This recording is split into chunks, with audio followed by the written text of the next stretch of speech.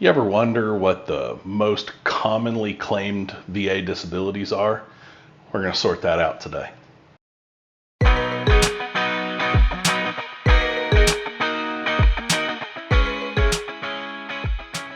Okay, let's jump right in today.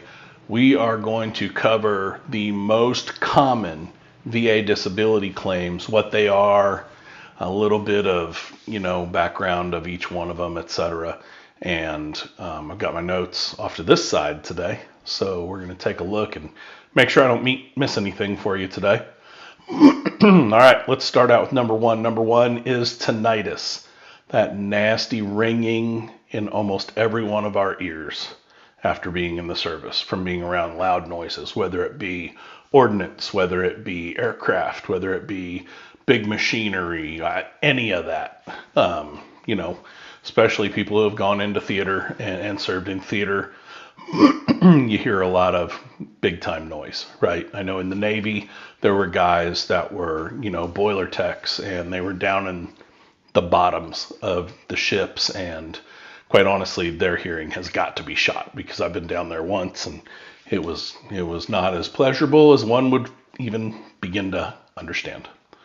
All right, number two, hearing loss. Kind of goes hand in hand with tinnitus, but don't be mistaken.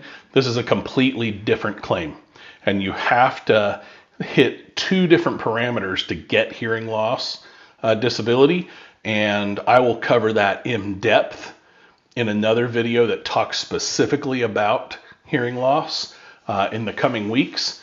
But just know that you have two tests. You have the tone test, a beep, beep, beep, that thing.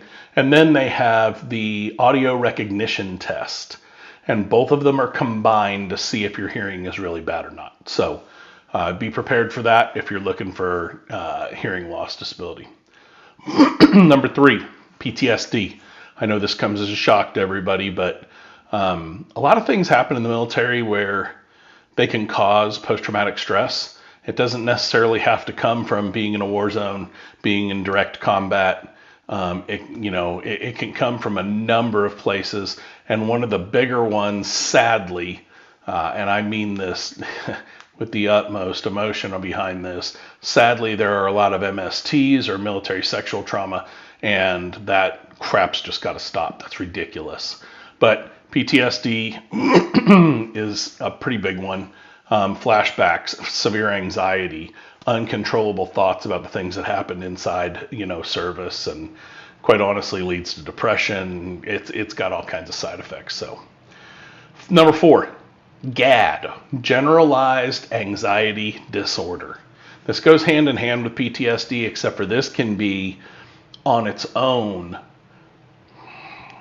It's a different way to prove a mental health claim. Now, mind you, we'll go over this in another video that I'm actually going to film today, which is VA fuzzy logic math, which anybody that knows anything about the VA knows that their math is messed up, but I understand the reasons why they do it. We'll get into that. But generalized anxiety disorder, it often co-occurs with PTSD and with other depression, and it makes things a little bit more complicated to treat. But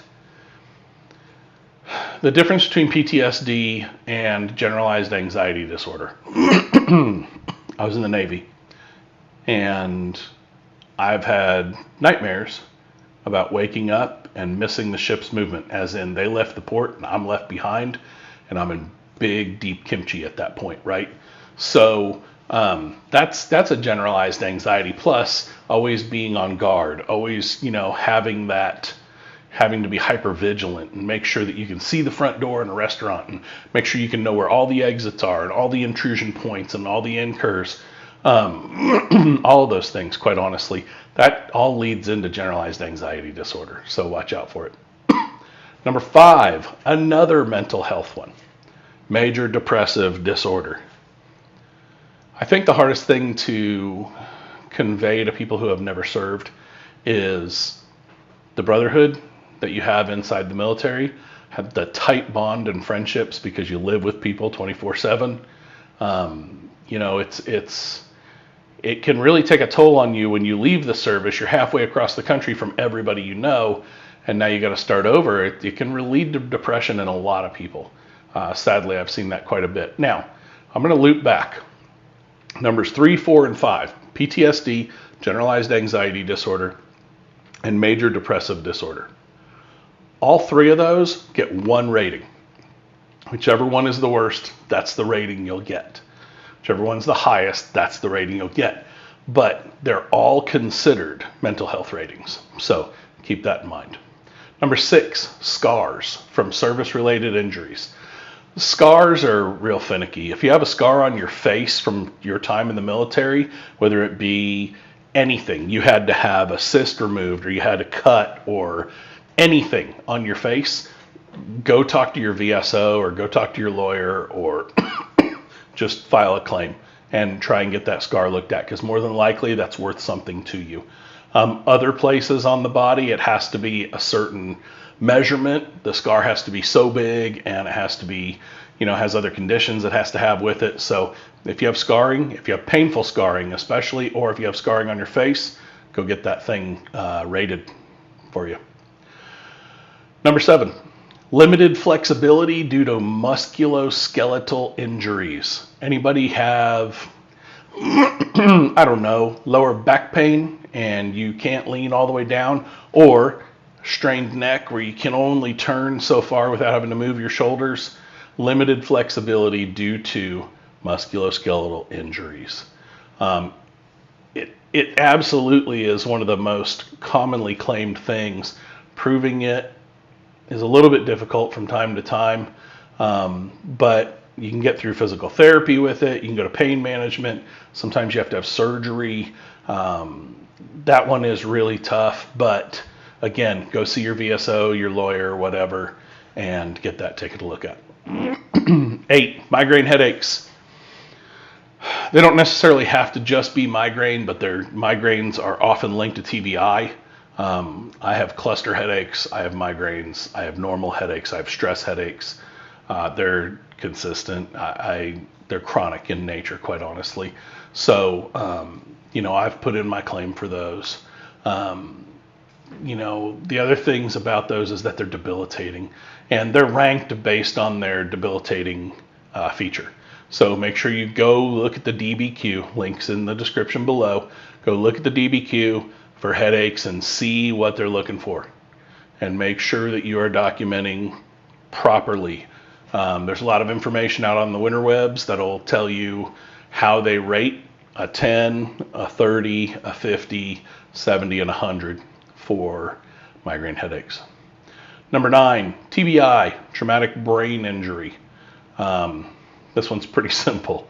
If you've had a traumatic brain injury, get a claim in. Just do it.